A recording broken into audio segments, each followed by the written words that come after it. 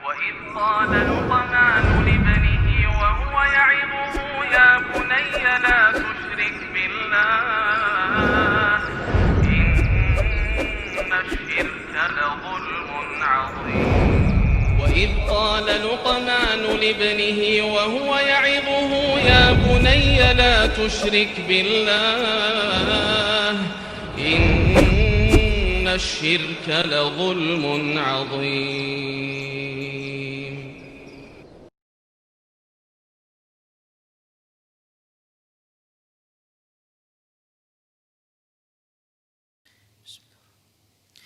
Assalamualaikum warahmatullahi wabarakatuh. Innal hamdalillah nahmaduhu wa nasta'inuhu wa nastaghfiruh wa na'udzu billahi min shururi anfusina wa sayyiati a'malina man yahdihillahu fahuwal muhtad wa man yudlil falan tajida lahu waliyyan mursyida. Asyhadu an la ilaha illallah wahdahu la syarika lah wa asyhadu anna Muhammadan 'abduhu wa rasuluhu alladzi la nabiyya ba'dah.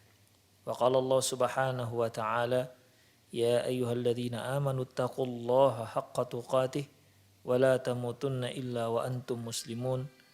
Ya ayyuhalladzina amanu taqullaha wa qulu qawlan sadida yuslih lakum a'malakum wa yaghfir lakum dhunubakum wa man yuti'illaha wa rasulahu faqad faza fawzan 'azima. Ya ayyuhan nasu taqu rabbakumul ladzi khalaqakum min nafsin wahidah wa khalaqa minha zawjaha wa batha minhuma rijalan katsiran wa nisaa'a wattaqullaha alladzi tasaaluna bihi wal arham innallaha kana 'alaikum raqiba.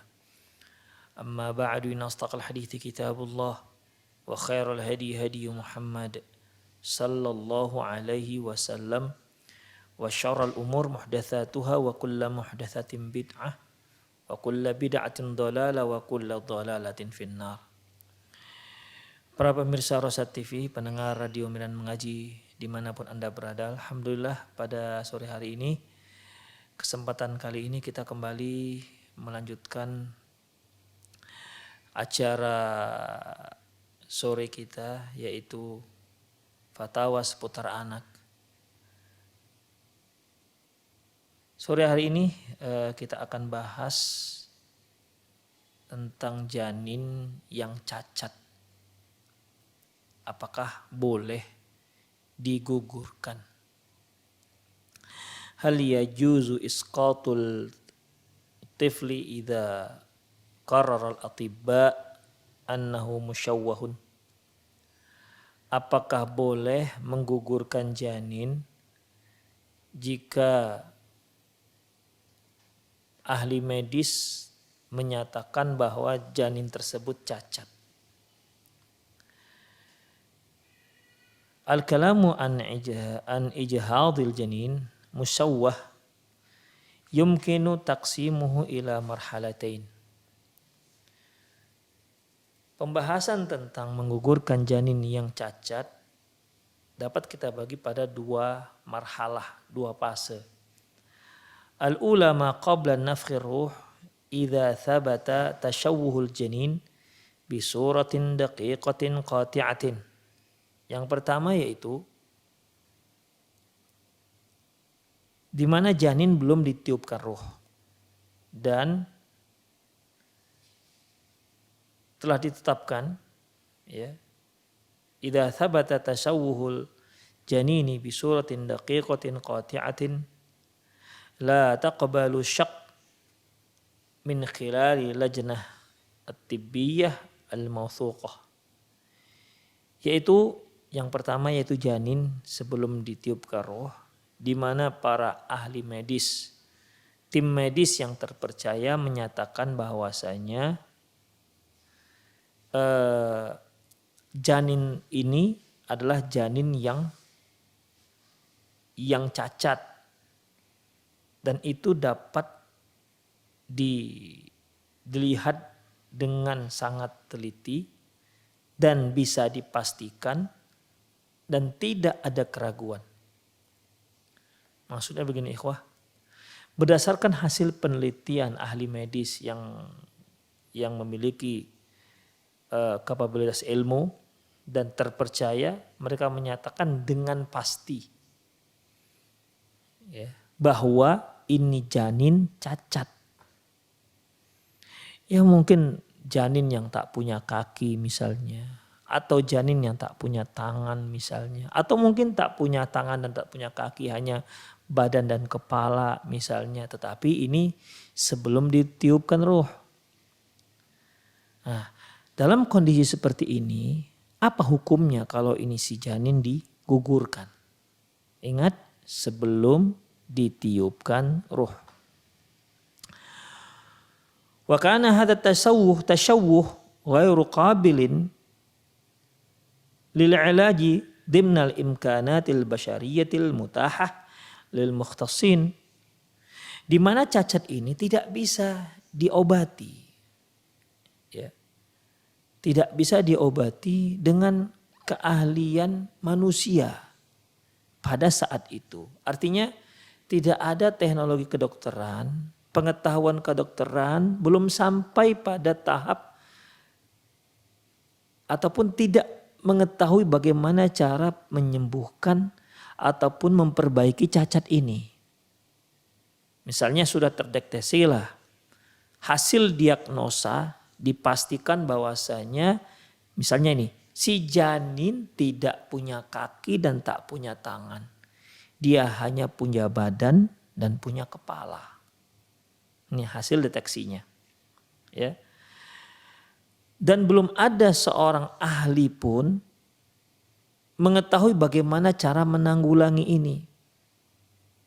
Agar si janin yang sedang ada di rahim ibunya bisa menumbuhkan kaki dan kedua tangannya.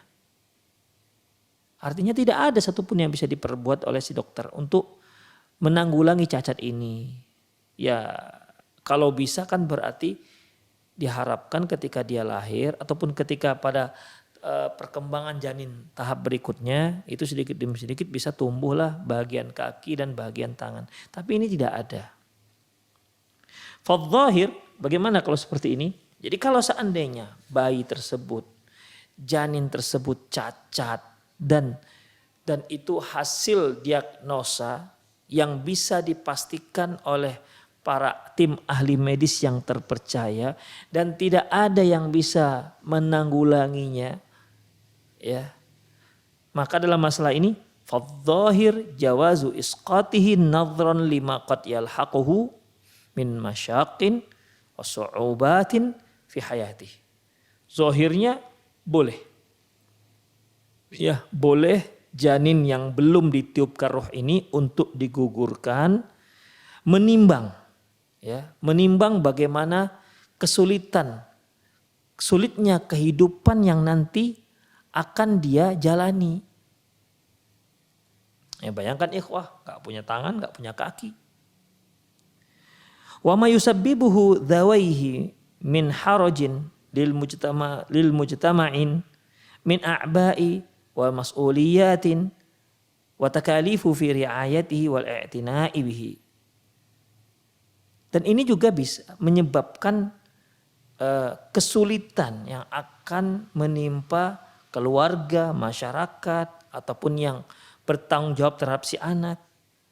Dan bisa saja dana yang digunakan, dana yang diperlukan untuk merawat anak ini juga cukup besar. Ya bisa saja ikhwafiddin. Beda halnya dengan bayi-bayi yang normal. Tapi kalau untuk bayi seperti ini, ya, dana untuk perawatan pengasuhannya cukup besar. Jangankan ikhwah bayi yang cacat seperti ini, bayi yang normal saja tapi dia autis, itu cukup besar loh dana perawatannya, pendidikannya.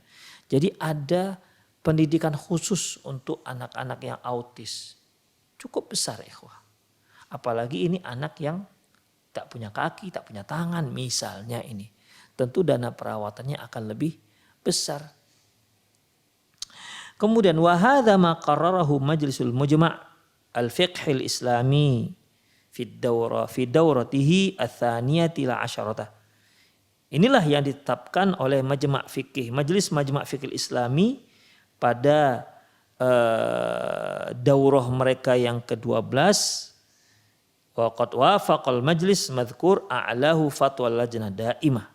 Dan hasil daripada diskusi, hasil daripada Majelis Fikih Islami ini juga bersesuaian dengan fatwa lajnah daimah. Demikian. Jadi ikhwafiddin, para ulama membolehkan. Ya, para ulama membolehkan. Ingat ini sebelum ditiupkan ruh. Wa mimman qala bil jawazi aydan bi syurutis sabiqati ad-Doktor Muhammad Habibi Al-Khaujah. Juga termasuk yang membolehkan dengan syarat-syarat yang telah disebutkan sebelumnya, yaitu Dr. Muhammad Habib bin Khaujah wa Syekh Ibnu Utsaimin. Demikian juga Syekh Shalih Ibnu Utsaimin rahimahullah juga menyetujui, membolehkan, ya, kalau kondisi janin seperti ini. Jadi beliau menyetujui, membolehkan janin digugurkan jika dia cacat, yang akan membuat kehidupan yang akan dia alami menjadi sangat sulit. Wal jadat wa Syekh Jadul Haq, demikian juga pendapat Syekh Jadul Haq rahimahumullah taala. Wa amma Dr. Yusuf Qaradawi faqad abaha isqatil janin musyawwah alladhi la tunfaqu fihi ruh. Adapun Dr. Yusuf Qaradawi, beliau membolehkan menggugurkan janin yang cacat yang belum ditiupkan roh bisyartin ayyuthbitat tasyawuh bisuratil ilmiyatil muakkada, dengan syarat bahwasanya cacat itu bisa dipastikan, ya, bisa dipastikan. Jadi bukan hasil diagnosa kemungkinan, kemungkinan dia ini cacat, nggak pakai kemungkinan, harus bisa dipastikan, ya, harus bisa dipastikan. Berarti ikhwah, kalau nggak bisa dipastikan nggak boleh.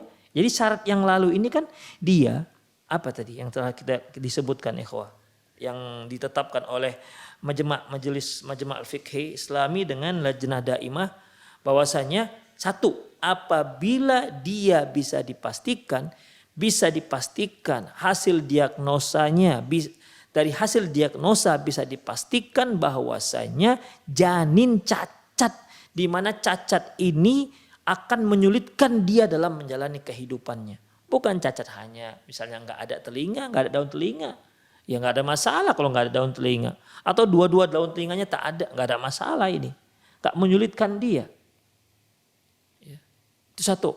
Yang kedua, di mana tidak ada jalan untuk memperbaiki kecacatan ini, itu dia, maka dibolehkan. Nah di sini Dr. Yusuf Qaradawi menyatakan, apabila cacat itu ditetapkan dan dia bisa dipastikan cacat si janin, tidak hasil sepertinya ini janin cacat, enggak begitu ikhwah.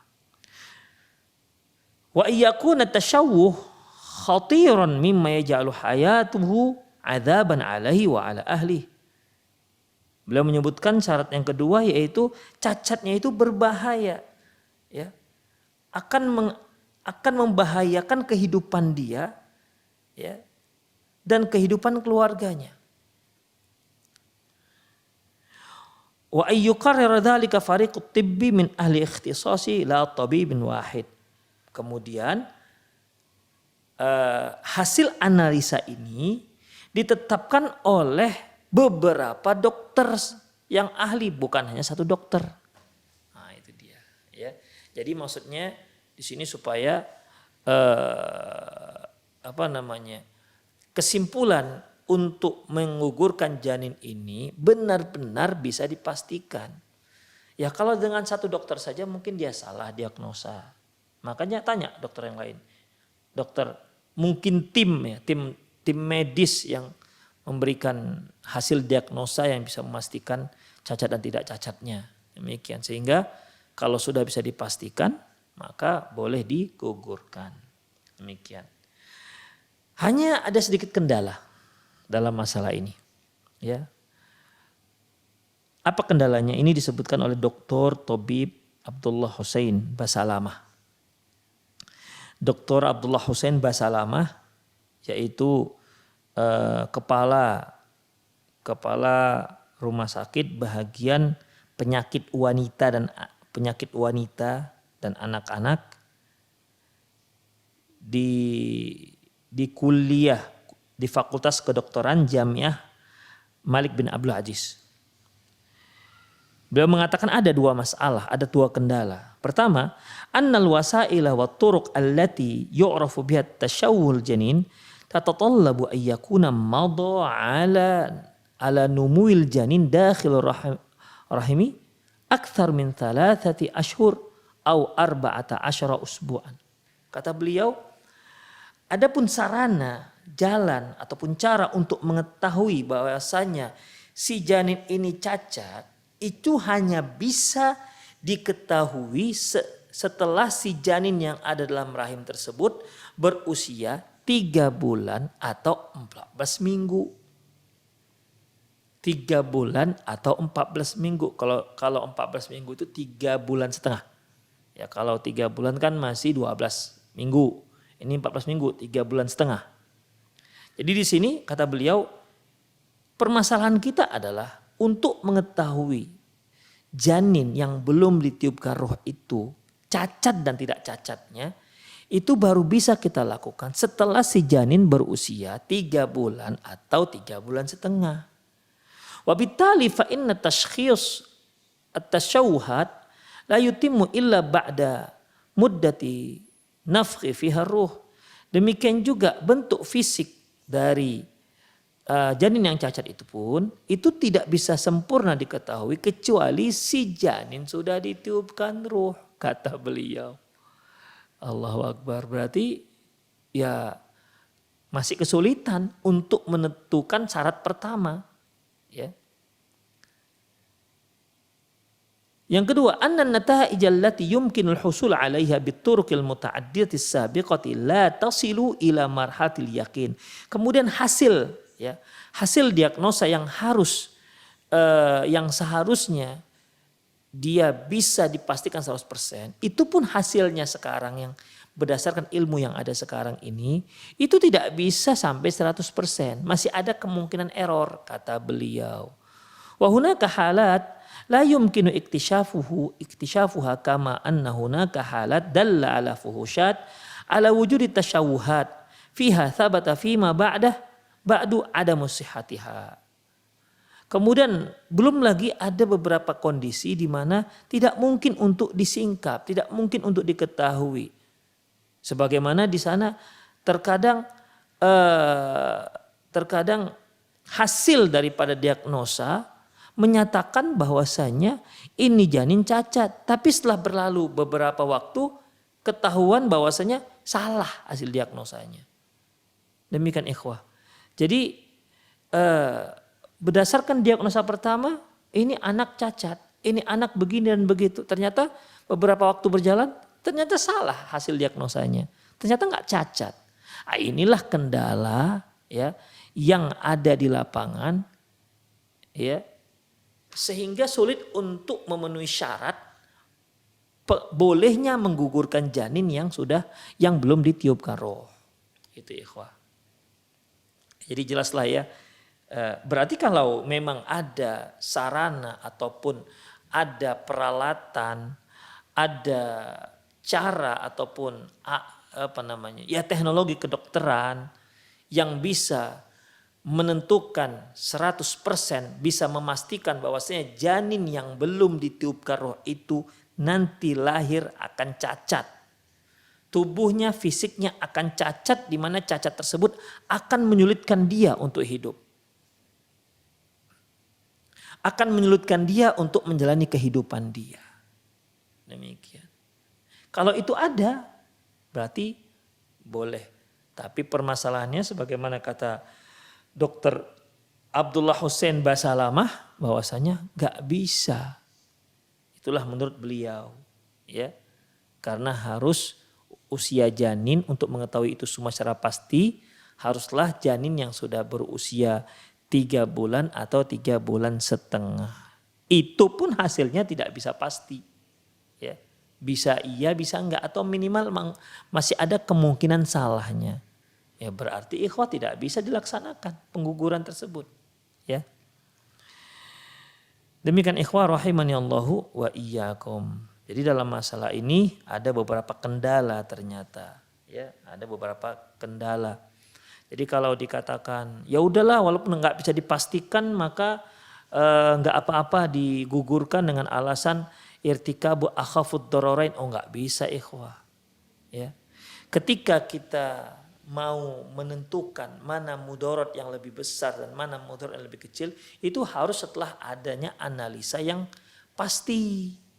Yang kemarin telah kita bahas bahwasanya dararul asyad yuzalu bid-darul akhaf, ya. Mudarat yang lebih besar itu dihilangkan dengan mudarat yang lebih kecil. Atau bahasa lainnya bahwasanya irtikabu akhafud dararain, kita mengambil mudarat yang lebih ringan. Demikian. Jadi untuk menentukan mana yang lebih ringan dan mana yang lebih berat, ini harus hasil ketentuan ini harus bisa dipastikan, nggak bisa kira-kira. Nah, sepertinya inilah yang lebih, nggak bisa kalau hanya seperti itu ikhwah. Karena ini masalahnya menggugurkan calon seorang manusia yang akan ditiupkan ruh. Kita ingat bahwasanya pada dasarnya ketika sudah terjadi proses fertilisasi, ya, fertilisasi antara spermatozoa dengan sel telur wanita dan dia sudah berubah menjadi embrio atau zigot, sejak saat itu haram untuk digugurkan. Kecuali dengan alasan-alasan yang sangat darurat. Ingat ini hukum asalnya. Ya. Adapun yang kemarin apabila mengancam nyawa ibunya itu kan pertimbangan demi pertimbangan. Yang memang ya pertimbangan itu cukup masuk akal. Nah, jadi ikhwah rahimani Allah wa iyyakum, pertimbangan-pertimbangan itu mana yang lebih berat dan mana yang lebih ringan mudaratnya. Seperti kemarin ya bahwasanya majelis para ulama, fatwa para ulama menyatakan bahwasanya ya seandainya perkembangan si janin ini lebih akan memudaratkan, akan membahayakan nyawa si ibu, ya dibolehkan untuk digugurkan si janinnya walaupun sudah ditiupkan ruh, tapi harus bisa dipastikan. Demikian. Karena hidupnya seorang ibu ya menjaga nyawa si ibu itu lebih penting karena banyaknya tanggung jawab si ibu, apalagi dia punya anak. Ya, kalau seandainya dibiarkan ini janin berkembang, meninggallah misalnya si ibu, ya, meninggal ya Allah cabut nyawanya, maka ya itu sudah takdir Allah. Demikian yang mengatakan tidak boleh. Tapi ikhwah, ya, kita harus berusaha untuk itu. Ya, makanya lebih ringan mudarat dengan menggugurkan si janin. Demikian. Artinya ini pertimbangan akhafud dararain. Makanya dalam menentukan mana yang lebih berat dorornya, mudaratnya dan mana yang lebih ringan, ini harus hasil pengamatan yang teliti, yang akurat. Barulah bisa kita katakan kita ambil mudarat yang lebih ringan. Nah, seperti ini ikhwah. Alasan irtikabud dararain kemudian digugurkanlah si janin yang belum ditiupkan roh. Loh, sekarang permasalahannya belum bisa dipastikan juga bahwasanya si janin cacat. Pasti akan cacat, belum bisa dipastikan. Jadi alasan menggugurkan dia dengan alasan lebih ringan mudaratnya itu tidak benar. Ya, itu tidak dibenarkan. Karena nggak bisa dipastikan dan nggak bisa, bukan hasil analisa yang akurat. Demikian ikhwah. Ya, itu dia. Itu yang pertama. Artinya marhalah pertama, fase pertama itu menggugurkan, hukum menggugurkan janin yang cacat dibolehkan satu jika si janin belum ditiupkan ruh. Yang kedua yaitu jika cacatnya bisa dipastikan dengan akurat.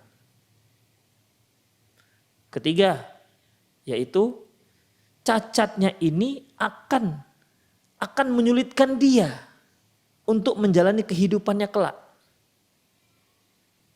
Ya. Ketiga, yaitu dilakukan oleh dokter yang memang ahli dan yang terpercaya. Itu ikhwah. Yang jika tidak memenuhi syarat ini maka nggak dibolehkan. Yang kedua yaitu hadits tsaniyah ma ba'da nafkhir ruh. Bagaimana pula kalau seandainya janin yang akan digugurkan yang dikatakan cacat dan dipastikan cacat mau digugurkan padahal dia sudah ditiupkan ruh, ini bagaimana?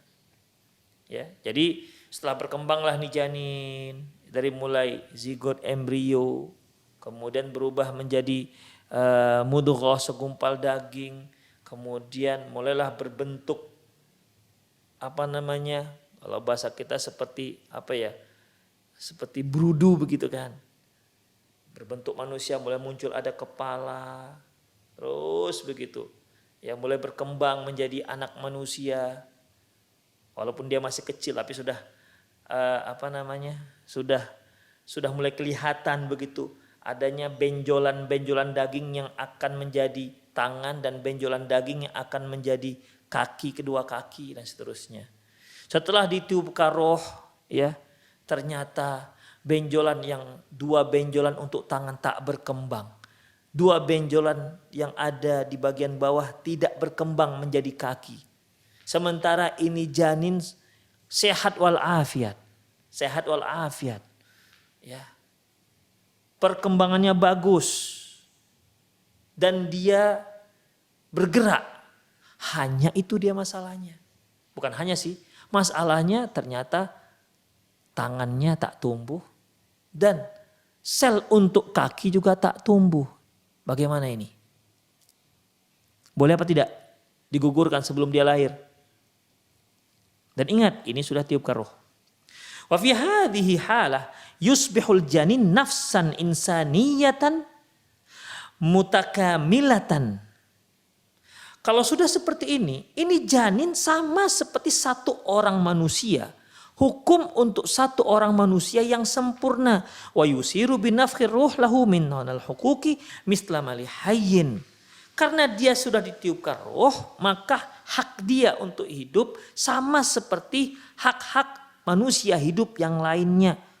Wa bina'an alaihi faqad ittafaqa al-fuqaha al-qadiman wa hadisan ala tahrimi ijhadil janin ba'da nafkhir ruh fiha.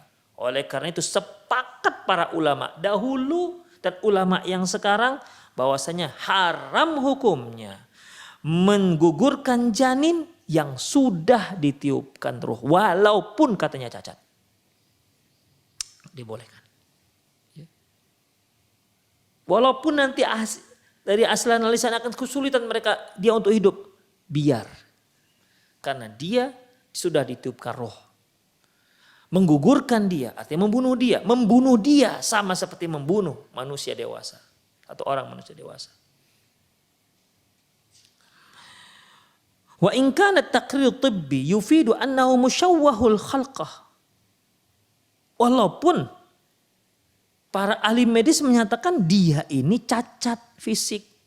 Illa idza thabata bitaqrir lajnah minal atibba'i athiqatil mukhtassina anna baqa'ahu fi khatarin muhaqqaqin ala hayatil ummi.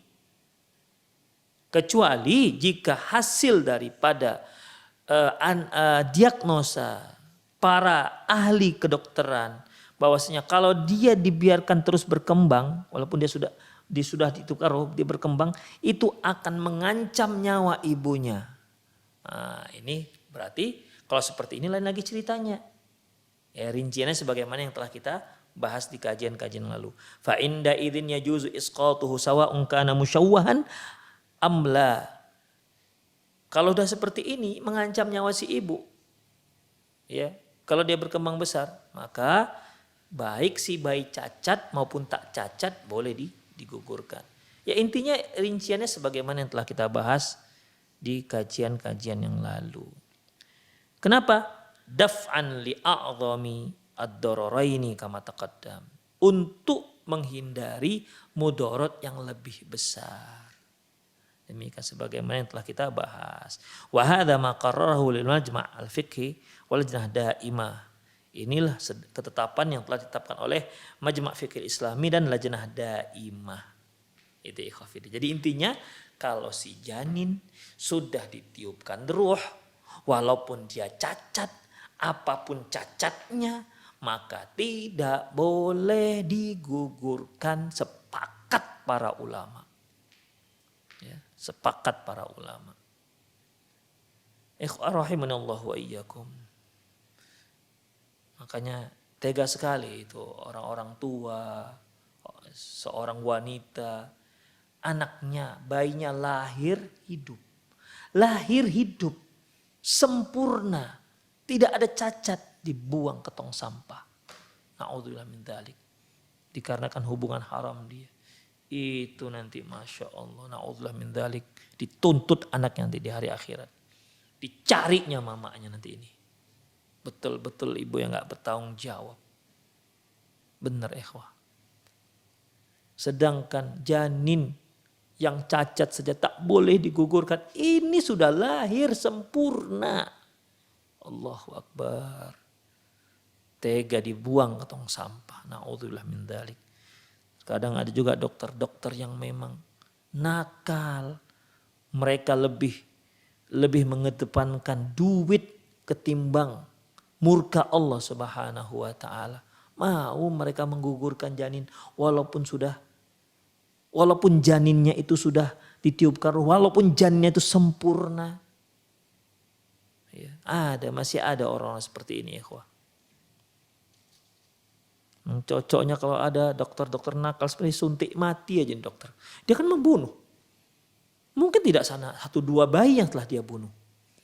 Mungkin sudah puluhan bayi yang dia bunuh. Ya cocok, memang dia dihukum mati. Ingat ikhwafiddin, kalau menggugurkan satu janin yang sudah ditiupkan roh, digugurkan matilah janin. Dia sama seperti membunuh satu orang manusia dewasa. Begitu. Sama hukumnya, sama nilai jiwanya. Jadi ikhwah tidak dibolehkan. Hal ini berdasarkan dalil-dalil di antaranya wala taqtulun nafsal lati haramallahu illa bil haq. Jangan kalian membunuh satu jiwa yang diharamkan oleh Allah illa bil haq, kecuali dengan alasan syar'i. Ya, apa itu alasan syar'i? Seperti kalau dia membunuh, maka dia dibunuh. Ya, sebagaimana sabda Rasulullah sallallahu alaihi wasallam, la yahillu damu mri'in yashhadu an la ilaha illallah wa anni rasulullah illa bi ihda thalathin. Tidak halal darah seorang muslim itu ditumpahkan. Darah seorang muslim yang bersyahadat, yang bersaksi tiada ilah yang berhak disembah kecuali hanya Allah, dan dia juga bersaksi bahwasanya Muhammad Rasulullah, tidak halal ditumpahkan darahnya. Tidak halal ditumpahkan darahnya, apalagi lenyapkan nyawanya. Saya ulangi, tidak halal ditumpahkan darahnya, apalagi sampai dilenyapkan nyawanya. Misalnya nih kita punya teman nih, seorang muslim. Kita ambil jarum pentul, iseng kita cucuk tangannya, set, keluarlah darah sedikit gitu. Apa hukumnya? Haram, gak halal, berdosa. Itu hanya seperberapa tetes itu, dikit aja keluar. Iseng misalnya. Na'udzubillah min dzalik. Iseng yang diharamkan. Itu saja sudah diharamkan, apalagi sampai lenyap nyawanya. Jelas lebih dan sangat diharamkan. Makanya ikhwah, Allah Subhanahu wa taala mengatakan, barang siapa membunuh satu orang nyawa, ya, faka'anna qatalan nasa jami'a, maka dia seperti membunuh semua orang. Wa man ahya faka'anna ma ahyan nasa jami'a. Dan barang siapa menyelamatkan satu nyawa, maka dia seperti menyelamatkan semua nyawa semua orang. Begitulah ikhwafidin berharga satu nyawa. Jadi tidak halal darah seorang muslim yang bersyahadat, ya, ditumpahkan, tidak halal ditumpahkan kecuali dengan 3 hal. Yang pertama yaitu thayyibuz zani, seorang yang sudah berumah tangga tapi masih berzina. Wanita sudah berumah tangga tapi masih berzina dengan laki-laki yang lain, hukumannya mati, hukuman rajam. Laki juga begitu. Sebagaimana kisah wanita Ghamidiyah dan Ma'iz bin Malik, ya, yang datang pada Rasulullah agar dia dihukum rajam oleh Rasulullah Sallallahu Alaihi Wasallam. Itulah hukumnya. Ya sudah menikah, berzina, ya, maka hukumannya diikat tangannya, tutup kepalanya, kemudian dikuburkan setengah badannya di bumi, setengah lagi muncul, kemudian dilempar rame-rame sampai mati. Itulah dia hukuman bagi orang yang sudah berumah tangga dan berzina. Demikian ikhwah. Kemudian wan nafsu bin nafsi. Mereka yang membunuh, ya dibunuh. Qisas. Walakum fil qisasi hayatun ya ulil albab. Sesungguhnya pada penerapan hukuman qisas itu ada kehidupan. Wahai orang-orang yang mau berpikir. Itu dokter-dokter yang prakteknya menggugurkan janin. Janin-janin, ikhwah. Itu memang cocoknya dipenggal lehernya itu. Dengan praktek yang nakal dia itu. Bukan nakal lagi kalau ini. Sudah mujrim, penjahat besar. Menzolimi. Berani dengan anak-anak yang gak bisa apa-apa. Demikian. Ini penggal lehernya ini dokter-dokter seperti ini. Demi duit dia tega membunuh seorang janin yang sudah ditiupkan ruh oleh Allah Subhanahu wa taala. Wattariku lidinihi wal mufariqul jamaah. Orang yang meninggalkan agamanya, murtad maksudnya, dan dia menyempal dari jamaah kaum muslimin. Jadi enggak dibolehkan, ya, digugurkan. Sekali lagi, walaupun dia cacat, walaupun hasil diagnosa kalau dia lahir dengan cacat seperti ini, dia akan kesulitan untuk menjalani kehidupan. Biar kita serahkan nasib dia kepada Allah Subhanahu wa ta'ala. Tapi dananya nanti akan besar. Sudah sesanggup keluarganya lah yang mendanai. La yukallifullahu nafsan illa wus'aha. Ya. Allah tidak membebani seseorang kecuali yang sanggup dia lakukan. Ya sama seperti berapa banyak ada kaum muslimin yang fuqara, sementara mereka menderita penyakit yang luar biasa. Ketika ditanyakan kepada pihak rumah sakit, ini harus dioperasi, mengoperasinya dibebani biaya sekitar 800 juta, mungkin tumor hati apalah namanya, bisa diselesaikan, tapi operasinya mahal 800 juta. Sementara dia satu hari makan aja alhamdulillah, dari mana dapat 800 juta? Ya sudah, gimana lagi? Gak bisa apa-apa. Ya menunggu nasib lah. Demikian. Ya berupaya semampu mungkin, sesanggupnya. Kalau gak sanggup mau bilang apa lagi? Doa kepada Allah lah. Ya, tergantung kepada Allah lah tinggal harapannya. Mau bilang apa lagi ikhwah? Ya. Kalau seandainya dia gak bertahan hidup, meninggallah dia. Itu kan Allah yang mencabut nyawanya. Bukan kita menggugurkan dia. Bukan kita yang mematikan dia. Itu ikhwah. Ya. Dalam Sahih Bukhari, anna Nabiya SAW qala, bahwasanya Nabi SAW bersabda, la yatamannayanna ahadukum al-maut lidurrin asabahu. Janganlah salah seorang kalian minta mati dikarenakan penyakit yang dia derita, dikarenakan musibah yang menimpa dirinya. Kana la budda fa in kana la budda mutamanniyan lil maut. Kalau memang kepingin juga dia mau minta mati, maka dia mengucapkan begini, fal yaqul, maka dia katakan Allahumma ahyini ma kanatil hayatu khairun li wa tawaffani in kanatil wafatu khairun li. Ya Allah, panjangkan usiaku jika memang usiaku yang panjang itu, ya, itu baik untukku. Namun kalau memang tidak baik untukku, maka wafatkan aku.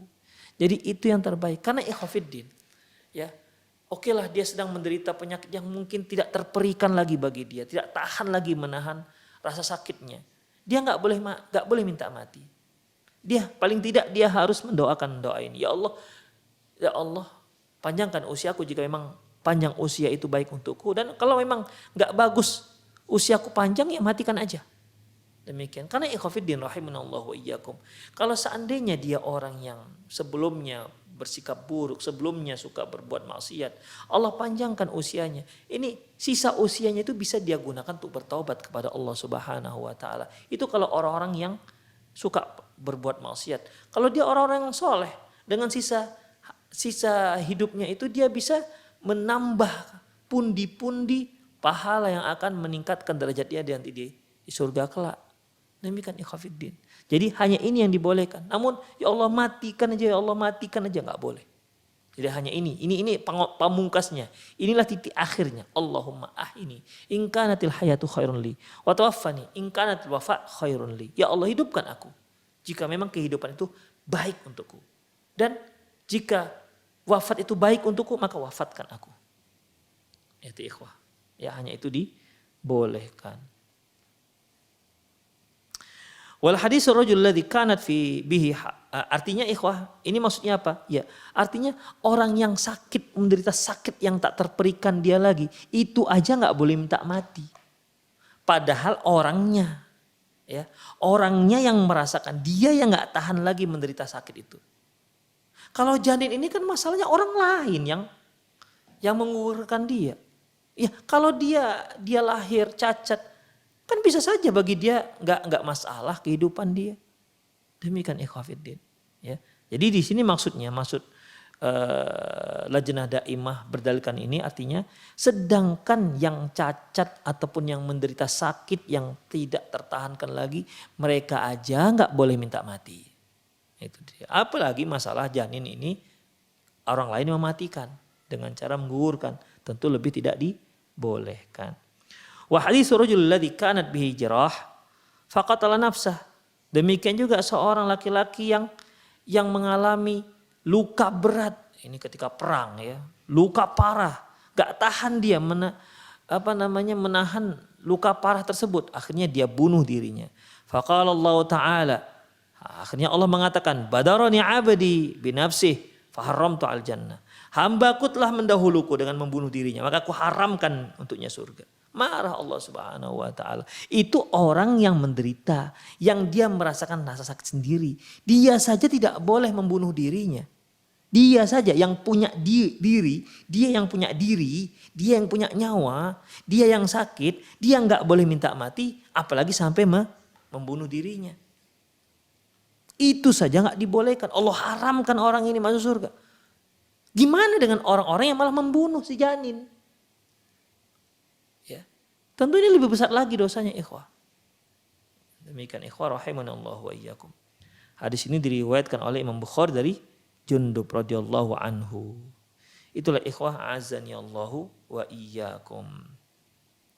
Mimma yadullu ala anna qatlan nafsi jarimah walau kana al-insanu qad ya'as min hayatihi wal wa'id wa qad rada fi haqqi man qatala nafsah wa yashmulu man qatala ghairah idha'afan wa likaunihi ya'is min hayatihi. Dari hadis-hadis yang telah kita sebutkan tadi, yaitu menunjukkan haramnya membunuh jiwa. Walaupun yang membunuh tersebut ya dirinya sendiri karena dia sudah putus asa akan kehidupannya. Tapi begitu pun Allah ancam dia haram masuk surga. Ya, itu bagi orang yang membunuh dirinya. Dan ini mencakup orang yang membunuh orang lain. Kalau dia membunuh dirinya saja sudah diharamkan masuk surga, bagaimana kalau dia membunuh orang lain? Tentu lebih parah. Orang lain ini pula yang putus asa terhadap kehidupan si orang lain itu. Ya. Si A melihat si B.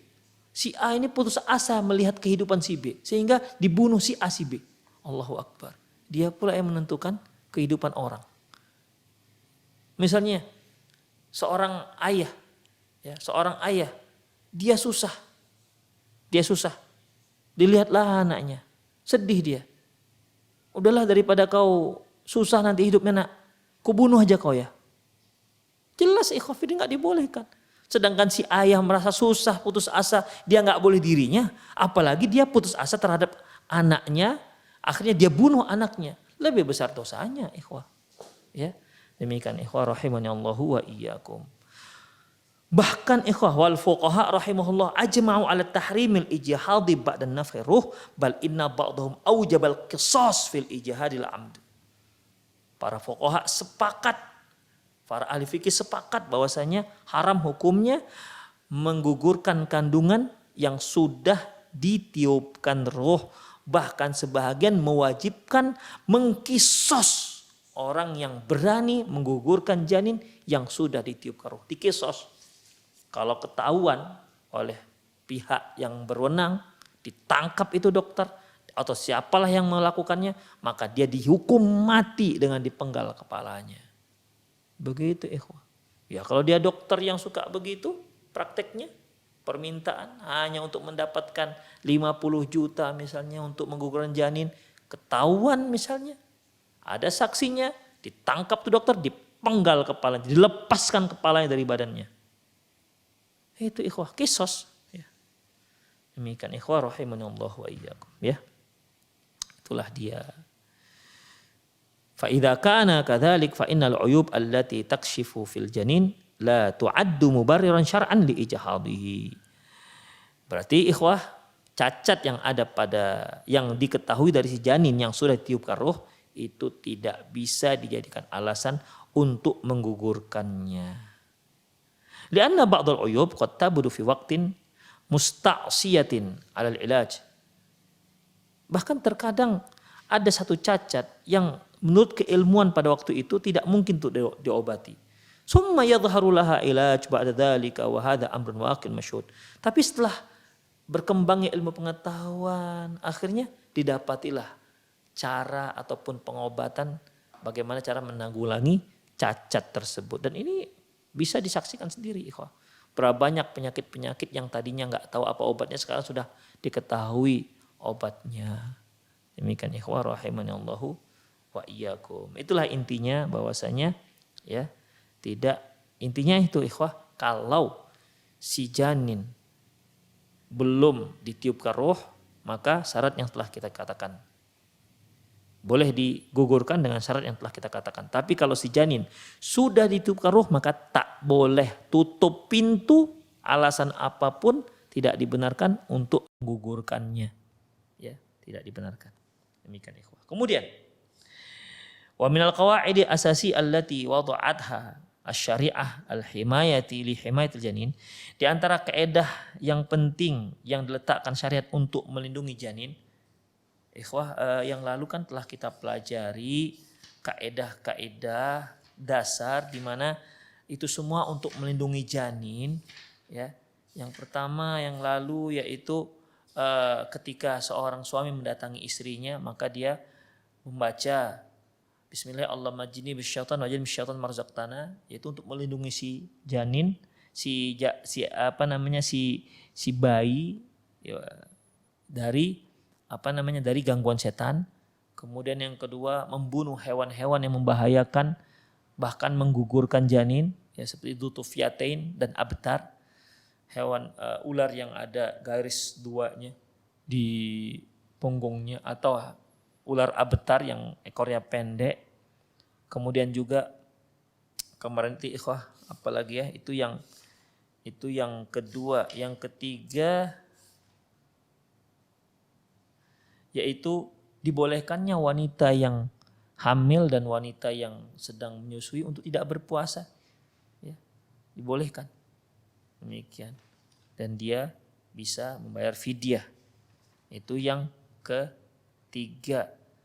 Ya. Kemudian yang keempat kemarin yaitu apabila seorang wanita yang sedang hamil, apabila seorang wanita melakukan hubungan haram hingga dia hamil, maka tidak boleh pihak yang berwenang menghukum mati si wanita tersebut jika dia seorang yang sudah berumah tangga. Enggak dibolehkan. Bahkan kalaupun dia masih gadis, ya, belum berumah tangga, enggak boleh dicambuk 100 kali. Kenapa? Dia sedang hamil, dibiarkan dulu dia melahirkan, kemudian dibiarkan dulu menyusui. Untuk apa? Ikhwah, ingat, kesalahan ada pada ibunya, bukan kesalahan ada pada anaknya. Demikian ikhwah. Itu yang keempat. Kemudian ikhwah rahimanallahu wa iyyakum, yang kelima yaitu syariat menetapkan hukuman bagi orang-orang yang menggugurkan kandungan. Seperti yang kemarin telah kita bahas bahwasanya mereka yang ada dua orang ibu yang bertengkar, akhirnya pukul-pukulan, yang satu hamil, yang satu enggak hamil. Yang enggak hamil mukul perut si lawannya, si ibu yang lain. Padahal si ibu sedang hamil, gugurlah dia, maka ibu yang memukul kena hukum. Ya. kena hukum, yaitu berupa diat dan ghurrah. Itu yang kelima. Yang keenam ini ikhwah, yaitu al-amru bi ikhrajil janinil hayy idza matat hamil bihi, yaitu perintah syariat menetapkan, memerintahkan untuk mengeluarkan si janin yang hidup itu jika si ibunya sudah meninggal dunia. Ya mungkin si ibu sudah hamil besar, hamil tua 9 bulan, kemudian dia naik kapal misalnya, atau naik perahu atau naik feri, qadarullah ferinya terbalik ya di lamun ombak, meninggallah si ibu sementara bayinya masih hidup. Dapat ibu sudah meninggal sementara bayinya masih hidup, maka syariat memerintahkan untuk menyelamatkan si bayi. Karena kalau dibiarkan dia dalam perut ibunya, bayi akan meninggal juga. Makanya diselamatkanlah si bayi dengan cara membedah perut si ibu yang sudah meninggal tersebut. Padahal kan ikhwah, pada dasarnya nggak boleh kita menyakiti si mayit. Sebagaimana sabda Rasulullah, kasru 'azamul mayit ka kasriha fi hayatihi, yaitu mematahkan tulang mayit itu sama hukumnya seperti mematahkan tulang dia seperti ketika dia di saat masih hidup. Demikian ikhwah. Ini akan kita bahas pada satu soal khusus tentang pembahasan bolehkah perut seorang ibu yang sudah meninggal itu dibelah demi menyelamatkan bayinya, janin yang yang masih hidup. Kalau dibolehkan, apa pertimbangannya? Insya Allah akan kita bahas pada kajian yang akan datang. Insya Allah. Tetaplah ikuti kelanjutan daripada serial fatwa seputar anak. Insya Allah. Demikian ikhwah, aku qouli hadza wa astaghfirullah li wa lakum wa lisa'iril muslimin innahu wal ghafur.